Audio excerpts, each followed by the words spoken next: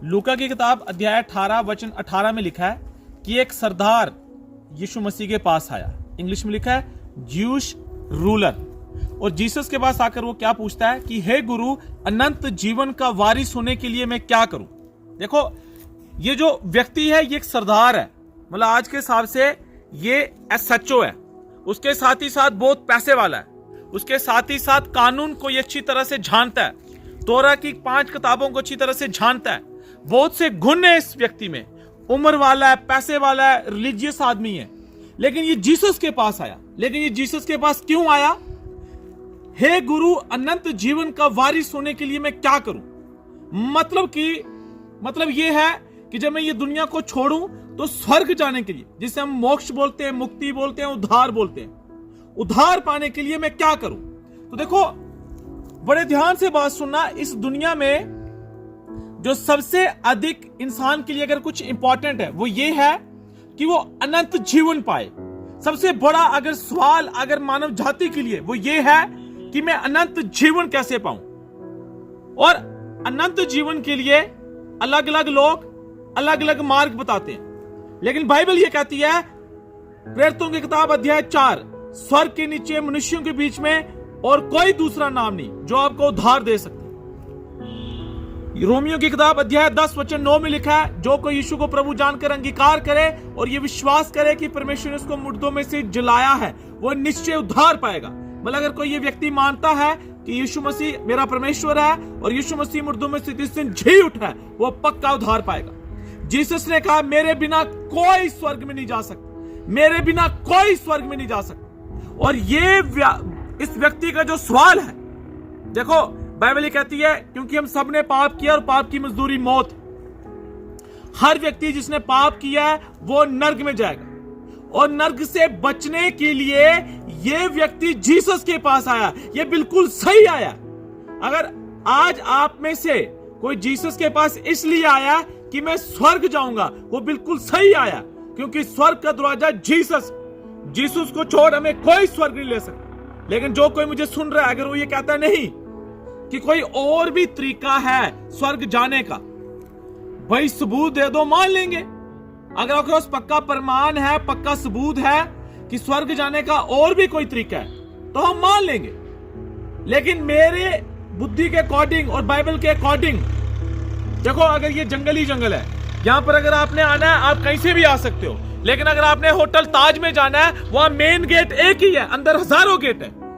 तो स्वर्ग अगर आपको जाना है, वहां का मेन गेट है जीसस, और जीसस ने कहा, मेरे बिना कोई स्वर्ग नहीं जा सकता, कोई स्वर्ग नहीं जा सकता। तो ये व्यक्ति सही जीसस के पास आया।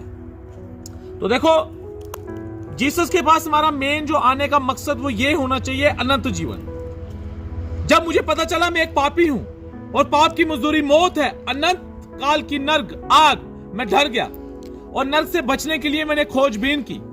लास्ट में मुझे पता चला जीसस ही एकमात्र दरवाजा है जो मुझे स्वर्ग ले सकता। मुझे समझ आई कि जैसे पुराने टाइम पर लोग पाप करते थे, वो एक भेड़ू पर हाथ रखते थे, फिर उस भेड़ू को मारते थे कि मेरे पाप तेरे ऊपर। 2025 साल पहले जीसस क्रूस पर मेरे और आपके लिए क्रूस पर चढ़ गया। उसने अपनी जान दे दी, बदन तोड़ा, खून बहाया, वो मारा गया, गाड़ा गया, मुर्दों में से जिस दिन जी उठा। अगर आप पूरे मन से मानते हो कि मैं पापी हूं और मेरे पापों के बदले जीसस ने अपनी जान दी, आपके पाप क्षमा। बाइबल में लिखा है, हमारा छुटकारा सोने चांदी से नहीं बल्कि उससे बढ़कर यीशु मसीह के बहुमूल्य लहू से हुआ। यीशु मसीह के बलिदान पर ईमान लाने से जितना पूर्व पश्चिम से दूर है, इतने हमारे गुनाह हमसे दूर हो जाएंगे। तो यीशु मसीह का लहू हमें पक्का उद्धार देता। ये सही जीसस के पास आए, सही व्यक्ति के पास आए। और जीसस के पास देखो, मेन आने का मकसद ही यही होना चाहिए, स्वर्ग। वो तो मुझे बाद में पता चला कि उद्धार में छुटकारा भी है, चंगाई भी है, प्रॉस्पेरिटी भी है, समृद्धि भी है, गरीबी से खत्म, शराब खत्म, पीढ़ी दर शराब खत्म, और वो सब पीछे आएगा। लेकिन देखो, आज आपका चाहे कोई भी कारण क्यों ना हो जीसस के पास आने का, लेकिन एक समय के बाद आपको ये पक्का होना चाहिए कि जीसस के पीछे मैं इसलिए चल रहा हूं क्योंकि ये मार्ग बेशक सकरा है, लेकिन लास्ट में चौड़ा मुझे स्वर्ग ले जाएगा। लेकिन अगर आपकी ये सोच नहीं है, आप सिर्फ चंगाई छुटकारे पर ही टिके हो, तो आप ज्यादा देर मसीह में नहीं रहोगे। मेन मकसद जो जीसस के पास आने का वो ये है कि जीसस मुझे स्वर्ग देगा, इटर्नल लाइफ देगा, वो मुझे मोक्ष और मुक्ति देगा। तो ये आदमी आया तो जीसस ने कहा, भाई देख, तू आज्ञाओं को जानता है। इसने कहा जैसे सच बोलना, झूठ नहीं बोलना, चोरी नहीं करना, हत्या नहीं। इसने कहा मैं बचपन से मानता हूं, लड़कपन से ही मानता है। लेकिन जीसस ने कहा अब भी तुझ में एक बात की घटी है, जा अपनी दौलत बेच और जो पैसा इकट्ठा आता है गरीबों को बांट दे और मेरे पीछे हो ले, स्वर्ग में तुझे बड़ा धन मिलेगा। देखो मेरी बात ध्यान से सुनना। जीसस, लूका की किताब अध्याय 18 वचन 18 से आगे आप ये कहानी पढ़ सकते हो। आज जीसस आपसे ये नहीं कह रहा है कि तू प्रॉपर्टी बेच, जो पैसा आता है गरीबों को दे, मेरे पीछे हो ले। लेकिन जीसस इसके आगे ये बात क्यों रख रहा है? देखो बाइबल का सार है तो अपने परमेश्वर से सारे मन, सारे प्राण, सारी शक्ति से प्रेम रख। उसका मतलब यह है एक समय ऐसा आ सकता है कि आपको परमेश्वर चुनना है या माँ बाप चुनना है, आपको परमेश्वर चुनना है या पैसा चुनना है, परमेश्वर चुनना है, प्रॉपर्टी चुनना है। उस केस में आपको जीसस चुनना है। क्यों? मेरा डैडी कहता था तू बड़ा होगा मैं तुझे होटल बना के दूंगा, तेरी शादी कराऊंगा। लेकिन 7-8 साल पहले मेरे डैडी इस दुनिया को छोड़ के चले गए। इस दुनिया का हर प्राणी, हर व्यक्ति आज नहीं तो कल आपको छोड़ेगा, लेकिन परमेश्वर का यह वादा है मैं ना तुझे छोड़ूंगा ना त्यागूंगा। परमेश्वर यहां पर भी मेरे साथ है, वहां पर भी मेरे साथ है। इसलिए मुझे और आपको अपने परमेश्वर से सारे मन, सारे प्राण, सारी शक्ति से प्रेम रखना। तो जीसस ने उसके आगे एक फैसला रखा। लेकिन बाइबल में लिखा है जब उस आदमी ने सोचा मेरे 10 ऊंट हैं, जीसस कह रहा बेच, मेरी FTRA तोड़, सोना है 50 तोले तोड़ और जो पैसा आता है गरीबों में बांट और मेरे पीछे हो ले। इस व्यक्ति ने जीसस को नहीं चुना, इसने प्रॉपर्टी को चुना। तो देखो आप जीसस, अगर स्वर्ग जाना है आप जीसस के पास सही आए हो, लेकिन जब चुनाव की बात आएगी आप किसको चुनोगे? एक समय ऐसा आ जाएगा, हो सकता है आपके गांव का पंच सरपंच बोले कि तुझे मुझे चुनना है या जीसस को चुनना है। हो सकता है आपके घर के लोग आपको बोले तूने प्रॉपर्टी चुननी है या जीसस को चुनना है, तूने हमारे साथ रिश्ता रखना है, जीसस के साथ रिश्ता रखना है। तो ऐसे केस में याद रखना आपको परमेश्वर को चुनना है, क्योंकि अगर आप परमेश्वर को चुनोगे ये सब आपके पीछे आ जाएंगे। लेकिन अगर आप परमेश्वर को छोड़कर किसी पैसे को, प्रॉपर्टी को, रिश्तेदारों को चुनोगे, याद रखना वही बाद में आपके लिए श्राप बन जाएंगे। इस आदमी ने जीसस को छोड़ दिया, लेकिन बाइबल में क्या लिखा है? ये वहां से उदास होकर गया। जब चुनाव का समय आएगा आप जीसस को छोड़कर किसी और को चुनोगे, आप उदासी में रहोगे। मैंने बहुत लोग देखे, बाइबल लिखा है बुलाए हुए बहुत हुए, चुने हुए थोड़े हैं। बहुत लोग जीसस के पास आए, बहुत लोग चर्च में आए, लेकिन जब समाज का प्रेशर, लोगों की गालियां, ताने, बाइकाट कर देंगे, तरह तरह की झूठी बातें, अफवाहें, लोग डर गए, उन्होंने जीसस को छोड़ दिया। लेकिन कोई भी ऐसा व्यक्ति जो जीसस को एक समय मानता था और उसने जीसस को छोड़ दिया, आप देखो उसके जीवन में शांति नहीं होगी। वो उदासी में है, वो अनपीस में, अनसेटिस्फाई है, शांति नहीं उसके जीवन में। लेकिन लूका की किताब अध्याय 19 में जीसस जक्काई के घर में गया और जक्काई ने कहा मैंने आज दिन तक जिसका जो धोखे से लिया है मैं 4 गुना वापस दे दूंगा और अपने आधे से ज्यादा संपत्ति गरीबों में बांट दूंगा। तब जीसस ने कहा इस घर में उद्धार आया, इस घर में उद्धार आया। आप जीसस के पास सही आए हो। वो एकमात्र परमेश्वर है जो आपको स्वर्ग दे सकता है, क्योंकि स्वर्ग की कुंजियां उसके पास, उसके बिना कोई स्वर्ग नहीं जा सकता। लेकिन याद रखना जब उसके बताए हुए मार्ग पर चल रहे हो, एक समय ऐसा आएगा, चुनाव, आप किसको चुनोगे? आप किसको चुनेंगे? मैं और मेरा घराना यीशु मसीह की सेवा करेगा, मैं और मेरा घराना परमेश्वर की सेवा करेगा, मैं, मेरे बीवी, मेरे बच्चे परमेश्वर को मानेंगे।